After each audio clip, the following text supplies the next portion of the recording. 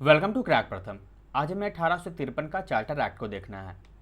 इसकी पृष्ठभूमि की बात करें तो हमने देखा था 1813 और 1833 के बीच काफ़ी सारे परिवर्तन किए गए थे, है ना।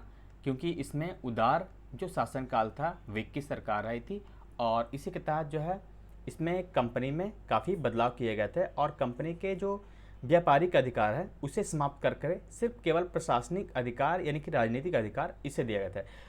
तो ये जो अब जो ईस्ट इंडियन कंपनी को क्या करना था, यहाँ पर प्रशासन की देखभाल करनी थी। तो इसी के तहत जो है कंपनी के द्वारा अब भारतीय सीमा में कई सारे क्षेत्र को जीतने का प्रयास किया गया, जैसे कि सिंध जिसे 1843 में जीता गया और पंजाब 1849 में। इनकी जो भारतीय सीमा है वह अब काफ़ी बड़ी हो चुकी थी ईस्ट इंडिया कंपनी के लिए। इसके अलावा डलहौजी के द्वारा बर्मा यानी कि म्यांमार के भी कुछ क्षेत्र को इसमें शामिल किया गया था। इनकी भारत का जो क्षेत्र था वो अब काफ़ी बड़ा हो गया था। इसीलिए अब चूंकि शासन इन्हें यहाँ पे करना था तो विचार होने लगा कि क्या भारतीयों को इसमें शामिल किया जाए, यानी कि ये जो प्रशासन है क्या उसमें भारतीयों को भी अब हिस्सेदारी दी जाए या नहीं। क्योंकि यहाँ पर 1833 में हमने देखा था कि भारतीयों को भी शामिल करने के लिए योग्य मानने की बात की गई थी, लेकिन उसे लागू कभी नहीं किया गया। लेकिन अब जो है इसकी मांग की जाने लगी, क्योंकि आपको शासन भारत पे करना है तो यहाँ पर भारतीयों को भी साथ में लेकर चलना होगा। लेकिन कंपनी के जो निदेशक होते हैं उनके द्वारा इनके कार्य में अनुचित बाधा डाला जा रहा था। अतः सरकार के द्वारा जांच के लिए दो समिति बनाई गई और इसी के आधार पर 1853 का जो है चार्टर एक्ट को बनाया गया। इसमें जो मुख्य प्रावधान है कि कंपनी के जो भारतीय प्रदेश है उसमें महामहिम साम्राज्य तथा उसके उत्तराधिकारियों की ओर से जो ट्रस्ट के रूप में निश्चित समय की बात की गई थी, यानी कि अगले 20 वर्ष के लिए आपको यहाँ पर व्यापार करना है, तो उसे नहीं अब बल्कि जब तक संसद न चाहे उस समय तक अपने अधीन रखने की अनुमति दी गई। यानी कि पहले प्रावधान होता था कि आप 20 वर्ष के लिए यहाँ पर प्रशासनिक अधिकार ले सकते हैं, व्यापार कर सकते हैं, उससे अब नहीं।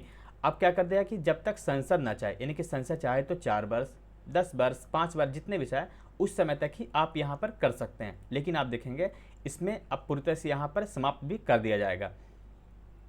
इसके अलावा दूसरा जो प्रावधान है नियंत्रण बोर्ड, उसके सचिव तथा अन्य पदाधिकारियों का जो वेतन है वह अंग्रेजी सरकार नियत करेगी, यानी कि गवर्नमेंट ऑफ इंग्लैंड जो है वह यहाँ पर अब उसको नियत करेगी इनके वेतन को।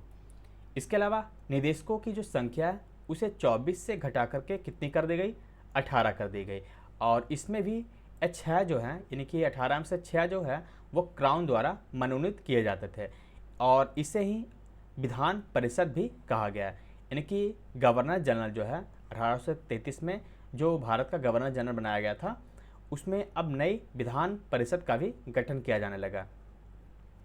कब? जब यहाँ पर ये 18 सदस्य यहाँ पर शामिल किए गए और इसे ही केंद्रीय अथवा भारतीय विधान परिषद भी कहा गया। यानी कि अब जो आप सुनेंगे केंद्रीय अथवा विधान परिषद जो होते हैं भारतीय विधान परिषद, तो कब लाए गए? ये 1853 के चार्टर एक्ट के द्वारा लाए गए, तो इसे याद रखिएगा। नेक्स्ट प्रावधान है कि नियुक्तियों के मामले में अब निदेशकों का जो संरक्षण है वह समाप्त हो गया। यानी कि 1833 में जो है 20 वर्ष के लिए संरक्षण को बढ़ाया गया था वह उसे अब पूरी तरह से समाप्त कर गया, क्योंकि अब जो है नियुक्ति किससे होती थी, एक प्रतियोगिता परीक्षा के माध्यम से की जाने लगे। यानी कि बड़े जो पोस्ट हैं उस पर अब यहाँ पर निदेशकों की बात नहीं चलती थी बल्कि अब प्रतियोगिता परीक्षा की बात होने लगी और इसमें कोई भी भाग ले सकता था। इसे ही लागू करने के लिए मैकाले की अध्यक्षता में एक समिति का भी गठन किया गया ताकि यहाँ पर जो अधिकारी हो वे उनकी नियुक्ति यहाँ पर हो सके एक प्रतियोगिता परीक्षा के माध्यम से।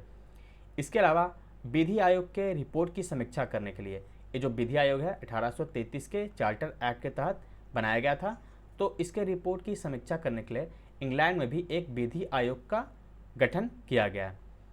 यह देखिए विधि जो सदस्य हैं जो मैकाले को बनाया गया था 1833 में को अब गवर्नर जनरल की कार्यकारिणी परिषद का पूर्ण सदस्य बना लिया गया।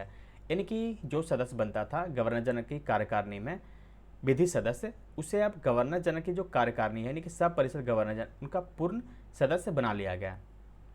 और जब यह सदस्य जो है कानून बनाने बैठता था तो उसमें 6 अतिरिक्त सदस्य को भी शामिल किया था, जैसे कि सुप्रीम कोर्ट के मुख्य न्यायाधीश, उसके अलावा अन्य छोटा न्यायाधीश, जबकि 4 जो थे बंगाल, मुंबई, मद्रास एवं आगरा के एक एक प्रतिनिधि को भी इसमें शामिल किया जाता था।